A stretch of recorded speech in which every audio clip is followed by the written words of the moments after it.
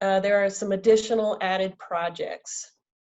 The online payment vouchers for payroll, this was because of the new requirements for social distancing and telework. We've acquired an online payment voucher system, and the completion date for this software is May 31st. Check scanning. Due to Chase Bank closing its local Manitou office, the finance department will convert to scanning checks for deposit instead of manual delivery, and this is planned to reduce the number of trips to the bank. And the completion date for this is June 30th. And finally, we're upgrading the credit card program for the city for greater efficiency. Next slide, please. We have several key performance indicators. The total number of payments received in the finance office for 2020 is, and this is through last week, is 9,684, totaling $2,338,161. In the utilities, the number of bills mailed out since January 1st is 7,105. This averages out to about 1,776 per month.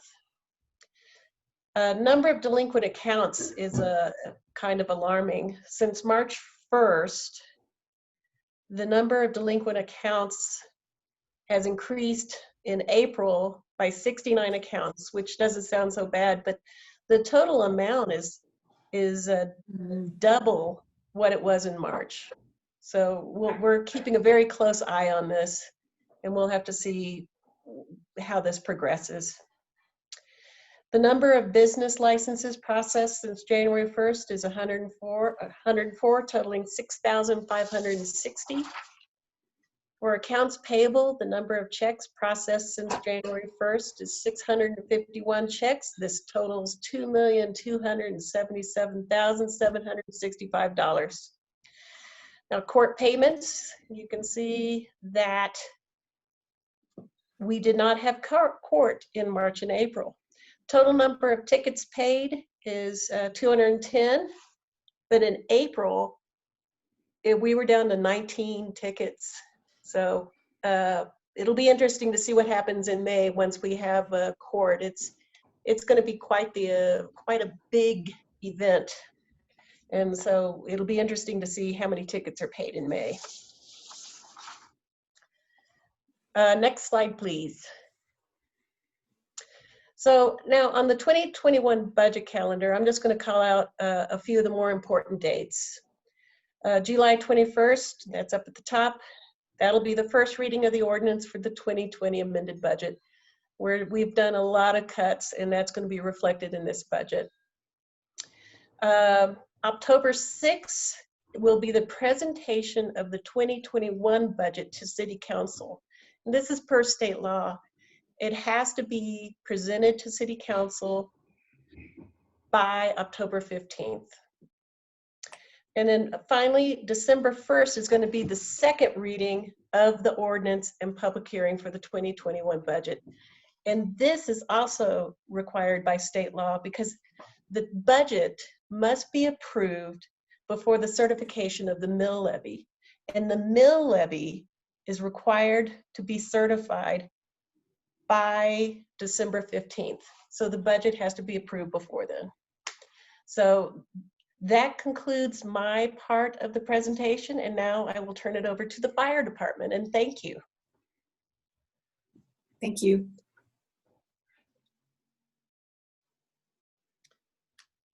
One of the things that we are doing, I want to talk from a finance perspective, is we're trying to do as much. One of the things that we haven't done is being able to pay things online and do some of that from a business license perspective. So we're really looking at the encryption and how we can make that happen. And Becca and her group are really leading it. The other thing I want to say is Becca and Christine are leading all the FEMA and the CARES Act and making sure that we're doing the budget accordingly and we're documenting everything. So that's Becca and Christine are leading all of those efforts and tracking everything. Mr. Forsett. He did text me that he may have to go to a fire. I didn't hear a siren, but it sounds like he had to run to a fire. John, are you there? Chief?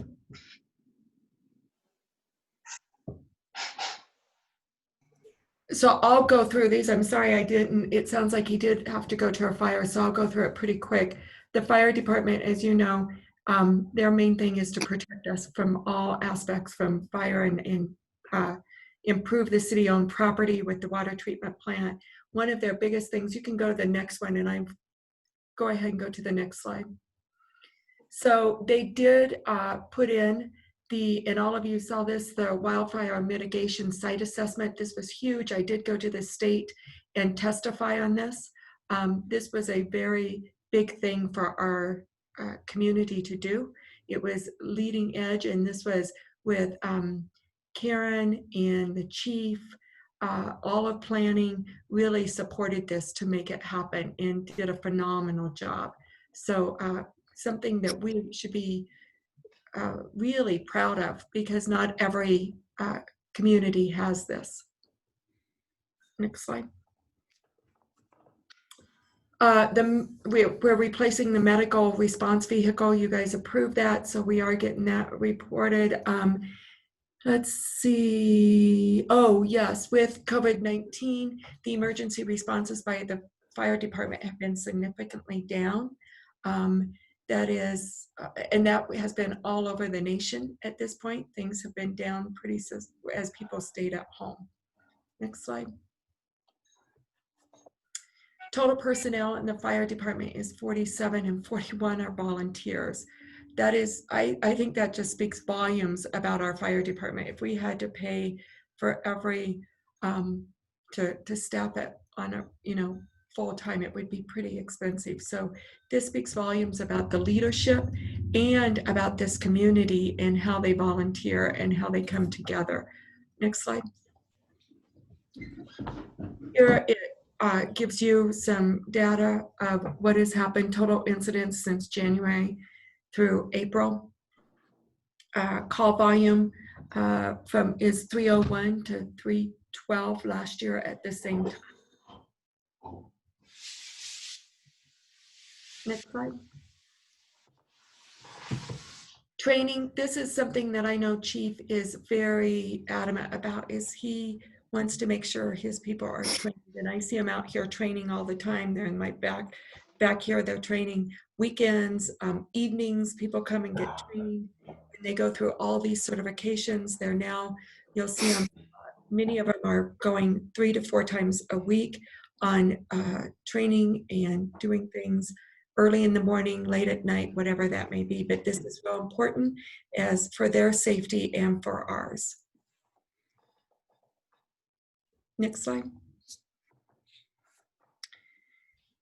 Here is the training that has happened: monthly fire training, monthly medical training, weekly firefighting skills training. I do know that for a while with COVID-19, it had they did some Zoom training and did some others training. During that time when COVID-19 was happening, nobody could really go in the fire department except for the firefighters, and they have certain protocol that they have to follow. When you enter, there are certain things that they have to answer, and that's all set by the county of what happens at that point. Next slide.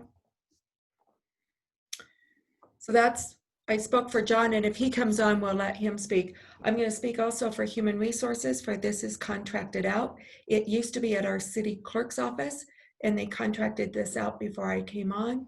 These are some of the things that they've done. They've got 25% of the files for people that have left. I don't know how many files there were, so I apologize for that, but they are electronic files. I will tell you, they found another box the other day, so I don't know if this is still the 25%. They have implemented a CDL license, which is for driving vehicles. Before, as of August, when I came on, they did not have any process in. We were totally out of compliance for CDL in every aspect. This might be John, let me check. Yep, there's John. Come on in. I went through your slides. Is there something you would like to add? You're on the thing. Is there something you'd like to add? and I don't have my thing on. Bear with me That's for a all right. minute. I'm gonna do this for you. Thank you. You already went through it? Yeah, but you can go back and Are you they start on? thinking. Yeah, I'm on, so go ahead. Can you go back a little bit so he can? Hi, folks. How are you? Mr. Mayor, Mayor Pro Tem, City Council. Hello, Chief. Hi, Chief. Hope you're doing well. Thanks, sir. That fire wasn't, let me make sure the radio's up. I don't want that to go off on you. I don't know that you need to go back. If she went through it, as you guys can all imagine, the most absolute important thing to me that we can do to protect our community and our citizens, visitors, and business owners is to train. That's my number one goal every time, is training. To take care of that core group of our community, first we have to take care of our firefighters. If they can't do their jobs, they can't protect our community. So I see that as the target of our whole world. And then from there, it's my job to ensure they have what they need, and hopefully administration and yours to fulfill my needs to help convey that to them. So you'll always hear me saying training, training, training. That's number one. These folks need that, number one, to protect the community, but to also protect themselves. So that was the number one goal. I'm sure Denise told you a little bit about 1070. I was scared to death with 1070. That's our medical response unit. It was planned for replacement this year. It was an old police car that we retrofitted to use as a medical response unit. And the whole reason for that was to take wear and tear off of those large engines. Instead of sending 2 engines to a call every time, we take that $600,000 piece of equipment off the roadway and we replace it with something that's more in the range of 60. Well, what happened, that vehicle was so aged, and I didn't even know this. I got such great folks, they just deal with things. And I had found out that the vehicle would shut off while they were driving.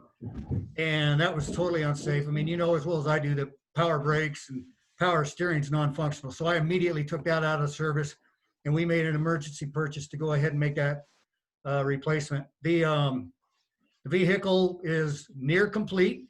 It'll probably go into service next week, and I really look forward to that. It'll service our community for many years to come. I'll just talk a little bit about COVID. Our whole world, including the training, which I see you have up there now, our whole world training-wise is turned upside down because we need to be together to train. It takes a couple of folks to throw ladders and do rescues and drag hose and set up ventilation and do all those things that we do out there in the world. And it's very difficult to maintain training while we're all apart from one another. So we're working really hard to develop ways for us to get together and even individually practice the skills that we need to be performing out there in the world. The whole night I've been listening. This has certainly been the COVID edition. We have specifically trained surrounding COVID hours upon hours upon hours. And the reason for that is our medical direction changes almost daily. It's starting to really smooth out, thank goodness. But in the beginning, our medical direction was changing almost by the hour. It was incredible. So protocols that we would have to have for managing patients and caring for ourselves and our own personal equipment was just a tremendous load on our firefighters. It was kind of amazing because we went from an environment where I believe we gave premier patient care, premier top of the line. It was the best, and now it's very, very non-personal, I guess is the best way to say that. We have to do a lot of things from afar where normally we would give somebody a hug in the past and a pat on the back, whatever the case was. Now we do a lot of things from a distance, and whenever we are up close, we're entirely encapsulated, and it's very impersonal. So it's quite a big change for us overall. You do see that we still were able to get a lot of trainings done throughout the beginning of the year, and thank goodness we have a solution called Target Solutions, which we implemented. It was already something that was it was one of our goals actually, but it was one of those things that we do through a subscription that gives us an environment that we can reach out to our firefighters in a didactic manner, meaning I can give them instruction through video, through PowerPoints, through all of those types of things. And we can ensure that they view it and that they take tests on it, and all of that is in that environment. It doesn't do much for that practical training, but it does keep us together and moving. The hardest thing, as you can imagine, as a fire department, especially with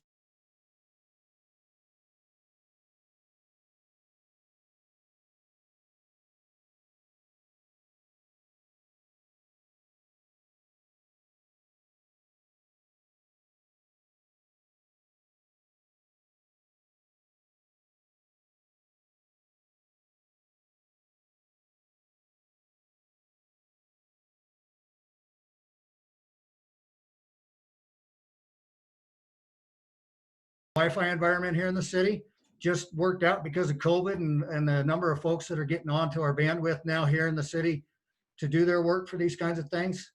The 5-year computer replacement plan. We have a 5-year computer replacement plan. Mostly was geared towards desktop and the office environment. That whole plan has totally been put off for this year and replaced with a work for home environment, obviously. So a lot of our dollars went towards that remote access for employees, doing exactly what we're doing today, Zoom and docking stations for our laptops,